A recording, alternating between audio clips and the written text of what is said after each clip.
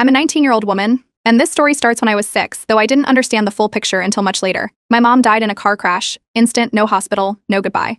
There was no father in the picture, and no one from my dad's side ever came forward. My mom had one sibling, my Aunt Lenora, who ended up taking me in. I was told she stepped up so I wouldn't go into foster care. At the time, I thought she was saving me. She signed the paperwork, let me move into her house, and I guess that was that. Everyone made it sound like some touching family reunion, but I remember the first night I stayed there. She put me in a laundry room. No bed, just a mattress on the floor next to a stack of detergent bottles and a boiler that made hissing sounds all night. She said it was just for now. That just for now lasted 12 years. Lenora had 3 kids of her own, 1 older than me, 2 younger. Their bedrooms had beds with headboards and night lights and bookshelves. Mine had mildew and a draft. I wasn't allowed to walk into the living room unless I was cleaning it. Same with the kitchen. If I was in there without a broom or dish sponge in hand, I got yelled at. They didn't say I wasn't family, but everything they did made it obvious. When I was about 7, a social worker used to visit every month. I remember the difference. Lenora would comb my hair, put me in clean clothes, smile like we were best friends. The house would be spotless. Her voice would change, soft, patient, sugary sweet. Once the social worker left, the whole act dropped. Back to chores, silence, cold dinners. After about 2 years, those visits stopped. That's when it got worse. I was never allowed to eat meals with them. I'd stand in the hallway and wait. When they were done, I'd scrape together what was left. Sometimes it was crusts or half-eaten bits of food. If they ordered out, I was told to just make something simple. If there was no leftovers, I didn't eat. On birthdays, my cousins had balloons and cakes and new phones. I got a $5 t-shirt from Walmart every single year. Same gift, different color, still had the price tag on it. By the time I was 10, I had to do all the deep cleaning, scrubbing baseboards, cleaning out gutters, even resealing the garage floor once. If I didn't finish something, she'd lock up the food cabinet until the job's done. No one called it abuse. Everyone saw her as the aunt who took in her dead sister's kid. No one asked questions. At school, I'd be exhausted. One teacher asked Lenora about it during a parent conference. I found out because I had to deep clean the entire house with a toothbrush the next day. At 13, I babysat a neighbor's kids, sometimes in tutor classmate, after school. I secretly opened a bank account using my school ID and started saving what little money I could. I didn't spend a cent. Just tucked it away. At 14, something clicked. I overheard her bragging on the phone about her tax breaks and extra support since she took in a child. I asked my school counselor how adoption assistance worked, pretending it was for a project. Turns out, adoptive parents get a monthly check, food support, and other benefits until the kid turns 18. She was cashing in on me. That was the moment I stopped calling her Aunt Lenora in my head. From that point, I started keeping records. Everything. Screenshots of texts where she'd threatened to withhold meals, photos of my chore lists, voice memos where she'd say things like, "You're not my real kid, don't forget that." Even medical records from a clinic that once noted underweight concerns and possible signs of neglect. I didn't know what I'd do with it all yet, but I knew I had to have proof. It wasn't enough to escape, I wanted her exposed. Her youngest daughter, Lainey, was 10 when things started shifting. Lainey started getting the same treatment I had. Her older siblings were out of the house by then, and suddenly Lenora had a new problem child to control. She'd yell at her over tiny things, cut meals short, leave her alone for hours with strict rules on what not to touch or eat. Lainey once snuck me a drawing she made of herself crying in the laundry room. That was it. I knew I had to do something, not just for me, but for her too. The day I turned 18, I packed everything. Every printed screenshot, every audio file, every photo. I walked out without a word. I had already been in contact with a youth advocacy center for months. They connected me with a pro bono lawyer. I didn't just want freedom. I filed a case that same month, not only exposing the years of neglect and financial exploitation, but pushing for emergency custody of Lainey. I wasn't sure if the court would take me seriously, but I had documents, witnesses, even my school counselor on board. That was just the start. I turned 18 on a Thursday. That morning, I packed a suitcase, grabbed my file folder stuffed with evidence, and left while Lenora was out running errands. My ride was already waiting. My sophomore English teacher, MS Phelps. She had known something was off for years. She never pushed, just quietly offered help when I needed it. The week before my birthday, she helped me sign a short-term lease for a small studio and moved some donated furniture in. Nothing fancy, just enough to get started. By the time Lenora got home and realized I was gone, the adoption checks had already stopped. The government doesn't mess around when someone turns 18. Within a few days, she started blowing up my phone, first with fake concern, then with guilt trips, and finally with threats. She demanded back rent for all the years I lived under her roof. I didn't answer. I blocked her after the 3rd voicemail where she said I owed her everything. 2 weeks later, I got a text from my younger cousin, one of the few who still had my number. She said that Callie, the youngest, had been moved into the laundry room. Same mattress, same rules. That was all she wrote. No emojis, no follow-up, just facts. I sent Lenora a message. Not emotional, not long. I just asked why Callie was in the laundry room now. The reply came almost immediately. Maybe she'll learn to be as ungrateful as you. I screenshot it and added it to the folder. I'd already been in touch with a legal nonprofit that focuses on neglected youth. I brought the folder to their office and met with Mallory, a volunteer attorney who handled cases like mine. I showed her everything, texts, photos, call logs, even a short video I'd taken of the kitchen lockbox Lenora used to keep food behind a padlock. Mallory barely blinked. She'd seen worse, she said. But what stood out was how long I'd been collecting everything. That made it easier to prove a pattern. She moved fast. Within a few days, she filed an emergency petition requesting a home welfare check for the minors still living with Lenora. Child Protective Services visited the house within the week. That same night, Lenora found a way to call me from a different number. She was screaming so loud the voicemail cut in and out, accused me of trying to ruin her life, threatened lawsuits, said I'd regret this. I didn't respond. I just saved the voicemail and sent it to Mallory. The CPS visit uncovered a lot. Unsafe sleeping arrangements, limited food access, excessive chores that weren't age appropriate. The two older kids lied, probably coached. They said everything was fine and even gave a tour of the house like it was a model home. But Callie broke. She told them she was scared at night, that she missed me, that she didn't understand why she was being punished. Mallory pushed for a court hearing. Family court agreed to schedule one and appointed a guardian ad litem, someone neutral who visits both homes and interviews the people involved to figure out what's best for the child. It wasn't a guarantee, but it was movement. Lenora tried to hit back fast, filed a complaint accusing me of stealing things when I moved out, furniture, kitchen supplies, even a vacuum cleaner. Luckily, I had receipts. Every single thing in my apartment was donated, secondhand, or bought with my own tutoring money. Her complaint was dismissed at the pre-hearing stage. The judge barely looked at it. While all this was going on, I started community college. 3 days a week, early morning classes. I worked part-time at a bookstore near campus. My apartment was tiny, but clean and quiet. As soon as the court allowed the case to move forward, I bought a second-hand twin bed and started rearranging my living area. Took down a tall shelf to make room for a play space. Asked a friend to help install a lock on the front door that wasn't just a flimsy knob. The guardian ad litem visited me last week. We talked at my kitchen table while the dryer hummed in the background. I showed her the apartment, the folder of documents, the photos of Callie and me from before things got bad. She didn't say much, just nodded a lot, wrote notes. She said she'd be visiting Lenora's house next. The hearing is scheduled for the end of the month. Lenora hasn't been able to contact me again. I've changed numbers and added every known relative of hers to a blocked list, just in case. When I walked out of the courtroom after that first pre-hearing, there was no big moment. No cheering, no hug from a lawyer, just silence. But this time it wasn't the silence of someone ignoring me or brushing me aside. It was the kind that means someone else is watching now. Someone with power. And that's a start. The court hearing was scheduled for 9:00 a.m. I got there half an hour early with Mallory, carrying a black folder and a small notebook with my notes. Mallory had coached me on what to expect, how long it might take, what the judge could ask, and what the tone of the room might be. But nothing prepared me for how Lenora showed up. She came in wearing a pale pink skirt suit, pearls around her neck, and makeup like she was walking into a wedding.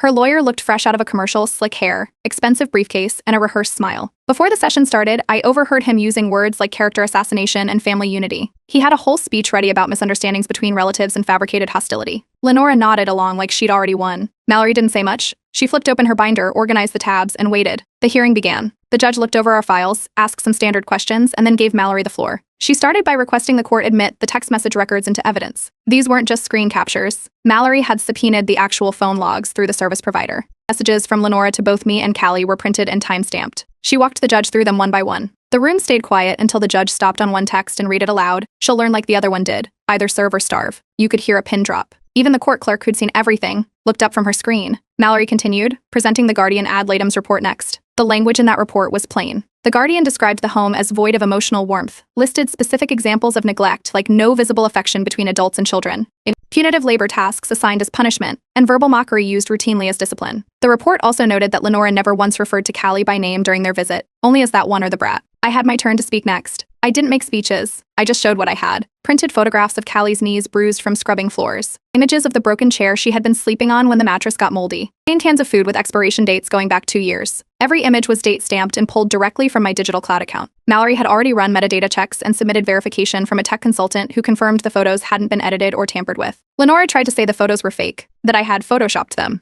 that I set up the shots to make her look bad. But her lawyer didn't seem convinced. When Mallory pointed out the image data had been confirmed by a licensed forensic specialist, Lenora stopped interrupting. Then the guardian ad litem's inspection of my apartment was brought up. They had done a surprise visit a week before the hearing. I found a clean, safe space. I had set up bunk beds against one wall, made a reading corner with books I picked up from the bookstore where I work, and filled the pantry with easy meals Callie liked. I even got a second-hand desk for schoolwork.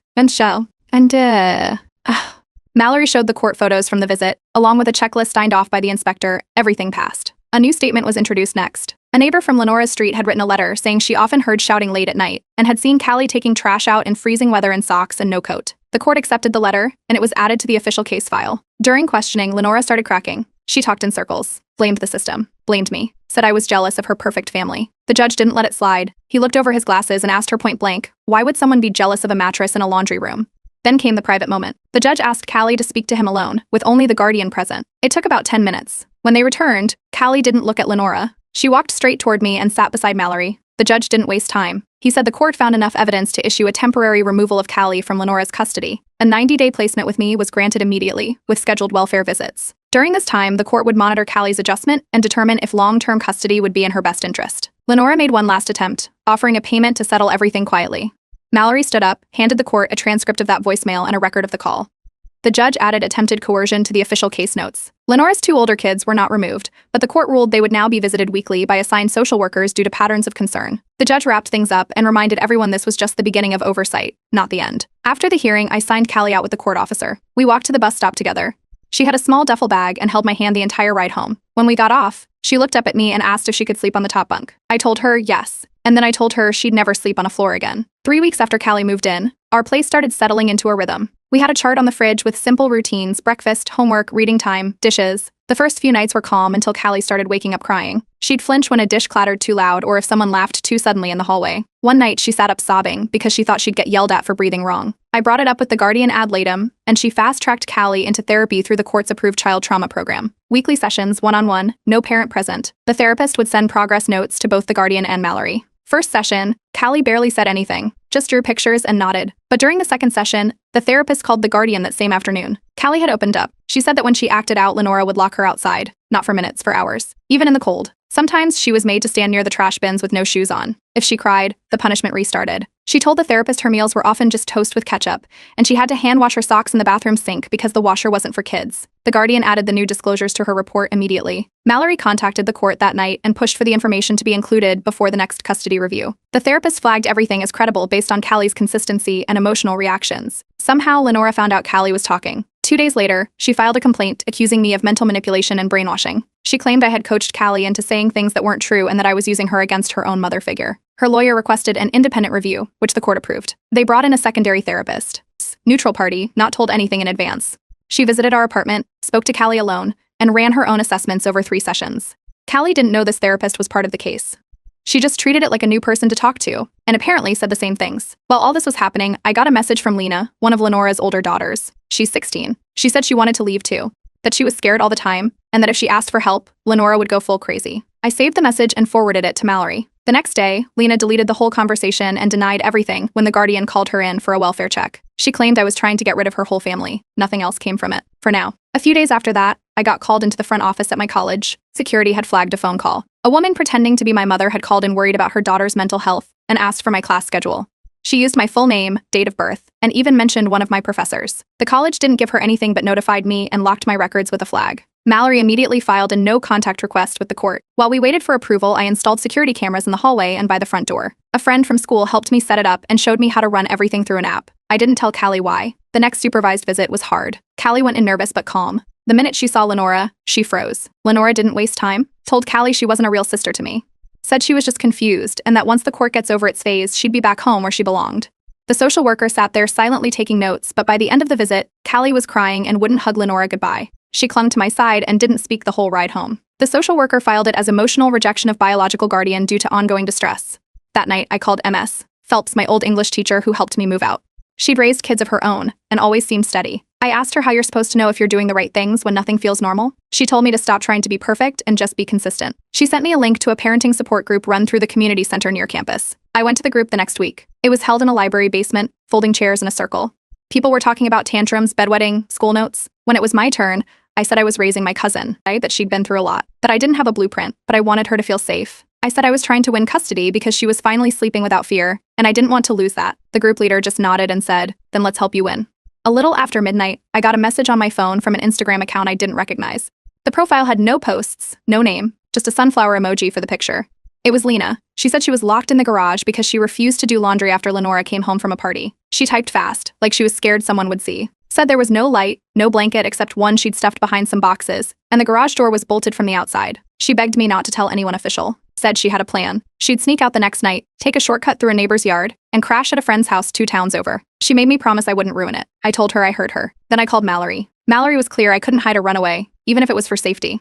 But I could report what I knew. That same night, I called the state's child protection hotline and left an anonymous tip. I mentioned isolation punishment, locked doors, and the plan to flee. I didn't use names, but I gave the address. It was enough. By 9 a.m., the next morning, Child Protective Services showed up at Lenora's front door unannounced. I didn't see it happen, but a neighbor recorded some of it from across the street. Lenora was shouting on her porch, accusing me of everything. Called me that brat loud enough for the agent to tell her to lower her voice. They found Lena in her room, pretending to be asleep. When they asked to inspect the garage, she acted confused, said she hadn't been in there for weeks. But when the agents opened it, they found a blanket, an empty granola bar wrapper, and a half-drunk bottle of water hidden behind the tool shelf. There were scuff marks on the inside of the door, like someone had tried to scratch it open. At first, Lena stuck to her story. She said the stuff was old and probably from one of her brothers. But after a few hours of questioning, and a talk with a child psychologist they brought in, she admitted she didn't feel safe at home anymore. She begged not to be separated from her little brother Miles, who's only 8, said he didn't understand why things kept getting worse, and she was the only one who helped him with schoolwork. That afternoon, both Lena and Miles were placed in emergency foster care. They were kept together with a temporary caregiver who had experience handling sibling cases. The guardian ad litem was notified and added their statements to the main case. Lenora, of course, fired back. She tried to file an official complaint against me with Child Protective Services, claiming I was harassing her, manipulating her children, and making false reports to steal her kids. It was dismissed almost immediately. There was no evidence, and by now, the pattern was obvious. That same week, I got a message through my college email. It was sent anonymously through a temporary email account. The person said they used to work with Lenora at a daycare center a few years ago. They didn't leave their name, but the details matched records I already had. They wrote that Lenora burned through babysitters and once left a toddler at the center for over 13 hours. Claimed she would yell at kids in the back hallway, away from cameras. Said several employees had reported her, but the management wanted to avoid drama, so nothing came of it. I forwarded the email to Mallory. She asked the contact for a signed affidavit, and surprisingly, they agreed. They typed it up, got it notarized at a UPS store, and sent it in. It was added to our case file as supporting evidence for a pattern of neglect beyond just family. Meanwhile, Callie had a good week. She aced her spelling test, 10 out of 10. Her therapist said she was starting to show emotional opening, like she wasn't always in survival mode. Callie told her she wanted to paint a rainbow wall in our apartment. She picked out color samples from the hardware store and taped them to the wall beside her bunk bed. She said the wall would be for good dreams only. I started keeping a journal, not just for the case, but for myself. Every time something happened, good or bad, I wrote it down. There was a page from the night I snuck crackers to Callie before bed because she was scared to ask for snacks. Another page had the list of books we borrowed from the library. One entry was just a line, today, no yelling. The guardian ad litem scheduled a sibling visit. Lena and Miles met Callie at the agency's office. No toys, just a basic room with chairs and coloring sheets. Callie ran to Lena the moment she saw her. Didn't let go the whole hour. Miles gave her a homemade card that said "Miss you lots." They sat together drawing while the social worker took notes. At the end of the visit, Callie wouldn't stop waving until they were out of sight. 2 days later, a letter arrived from the court. The final custody hearing was scheduled for next month. The judge would decide where Callie would stay permanently, and possibly Lena and Miles too. The final custody hearing took place on a Tuesday morning. The courtroom was packed. Lenora showed up first, dressed like she was hosting a political fundraiser, pale blue suit, hair curled into stiff waves, and heels that echoed every step. She brought her church pastor, 2 neighbors I didn't recognize, and carried a folder too thin to hold anything real. Her lawyer walked beside her, talking fast and loud. I came in next with Mallory, the guardian ad litem, MS. Phelps, my old English teacher, and 2 women who used to babysit for Lenora years ago. They were nervous but agreed to testify when Mallory explained what was at stake. The babysitters went first. One of them described being paid cash to avoid paperwork. Said Lenora asked her to ignore the kids when they cried and only step in if something broke. The other one got choked up while telling the court how she once found Miles locked in the basement after wetting the bed. She had quit the same day and reported it to management at the daycare where Lenora used to drop the kids off, but nothing came of it. Next, Callie's therapist submitted a written statement. The judge read parts of it aloud. It confirmed that Callie had experienced developmental delays linked to prolonged emotional trauma. Since moving in with me, she was catching up, sleeping better, eating full meals, speaking with more confidence, and showing signs of secure attachment. The therapist called it the start of true emotional recovery. Then came the guardian ad litem's recommendation. It was firm. She told the court that, based on all interviews, home visits, and documentation, Callie should remain permanently in my care. She added that the same environment had also helped Lena and Miles during their temporary placement, and suggested a 6-month kinship care trial for them too. Lenora's lawyer tried to push back. His angle was that Lenora was a misunderstood single mother who had done her best under hard circumstances. But when asked for documentation, school reports, medical records, anything showing stable care, he had almost nothing. The neighbors she brought said vague things like she loves her children and she brings them to church sometimes, but nothing specific. Mallory countered with a new set of text messages we had pulled with a court order. These were time-stamped and came directly from Lenora's phone provider. The messages included phrases like "you're just house trash" and "stop leeching off me like your deadbeat cousin." The judge stared at the printouts for a full minute without speaking. A court-appointed psychologist testified next. She explained the way Callie and Lena had reacted to Lenora's presence during supervised visits. Flinching, freezing, or shutting down were classic signs of emotional conditioning rooted in long-term fear. She used the phrase trauma-bonded but terrified. When Lenora got the chance to speak, she tried changing her whole approach. Claimed I was only doing all of this to feel important, that I just wanted attention and was desperate to play savior. I didn't raise my voice. I just said one line. If I wanted to be seen, I wouldn't have spent 12 years invisible in that house. The courtroom went still. The judge asked everyone to step out while he reviewed everything in chambers. We waited in the hallway for about 15 minutes. Callie colored in a notebook beside me. A mess. Phelps sat on the bench with her eyes closed. Mallory double-checked her notes, calm as always. When we were called back in, the judge read the verdict without build-up. Callie's custody was permanently transferred to me, effective immediately. I was granted full legal guardianship with no visitation rights granted to Lenora. For Lena and Miles, the court approved a 6-month kinship care trial under observation. The guardian ad litem would continue scheduled visits, and the foster center would remain involved to ensure transition support. Lenora stood up so fast her chair tipped backward. She started yelling about clout and stolen family and how the system was rigged by bitter kids. She had to be escorted out by security. The judge didn't flinch once. That evening, I went to pick up Callie, Lena, and Miles from the foster center. Lena was quiet the whole time until we got outside. Then she stopped on the steps, looked at me, and whispered, "You actually did it." She hugged me without waiting for a reply. Back at the apartment, we didn't have enough chairs for everyone, so we sat on the floor. Microwave mac and cheese, juice boxes, and a playlist of old cartoons. Miles spilled his drink twice. Callie asked if they could paint the rainbow wall this weekend. Lena put a pillow on the floor and called it the chat zone. No furniture yet. But all 3 of them were laughing. 3 months after the custody hearing, we moved into a new apartment. 2 bedrooms, slightly bigger kitchen, and a balcony that overlooks a bus stop. Nothing fancy, but it felt like progress. We all helped pack. Callie used color-coded stickers for the boxes. Lena played DJ and made a playlist called Escape Room to Real Room. Miles got distracted and packed a shoe, a banana, and 1 sock in a cereal box. The new place felt different right away. Less echoes. More light. The state approved a kinship caregiver stipend after Mallory walked me through the paperwork.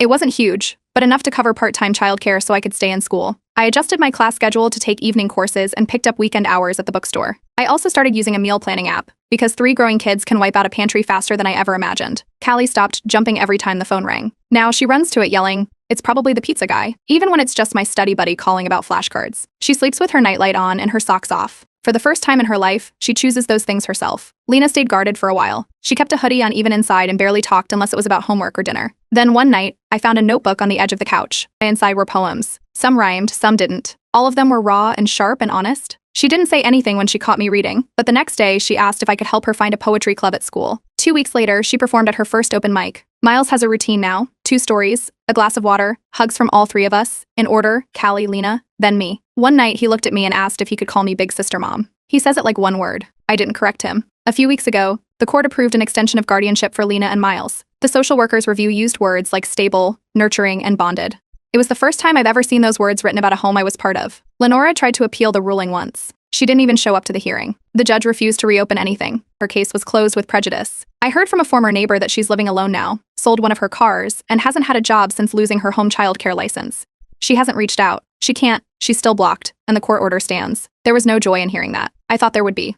But instead, I felt empty, like someone hit pause and forgot to press play again. I started seeing a therapist. Not court-mandated, not for documentation, just for me. In one session, I was asked what I liked doing, not what I had to do, not what I was good at, just what I liked. I didn't have an answer. I started writing it out. My journal went from task lists and custody notes to small joys. A list of places I want to take the kids. Ideas for a tiny herb garden on the balcony. Applications for transfer to a university next fall. Myad fab all. I started making plans for something that didn't begin with survival. One afternoon, MS, Phelps called. A local youth advocacy nonprofit was hosting a panel and wanted a speaker who had been through the system. She had told them about me. I said yes before I could talk myself out of it. At the event, I didn't read from notes. I told the truth. That no one came to save me. That I made it far enough to turn around and pull someone else out. A woman on the panel, a program director from a university, asked to speak with me after. She offered to help mentor me through the application process for their social work program. 2 weeks later, I got a letter with a scholarship offer attached. I accepted. The last Sunday of the month, we stayed home. No court dates, no forms, no appointments, just pancakes. Miles added too many chocolate chips. Callie wore one of my old hoodies like a dress and kept dropping batter on her sleeves. Lena argued about whether syrup counts as a wet topping. I didn't clean the kitchen right away. I just watched them. For the first time in years, I wasn't checking windows or bracing for someone to walk through the door angry. I wasn't planning an escape. I wasn't invisible. I was here, and they were here with me, laughing over pancakes. We were never saved by the system. We saved each other, and we're staying.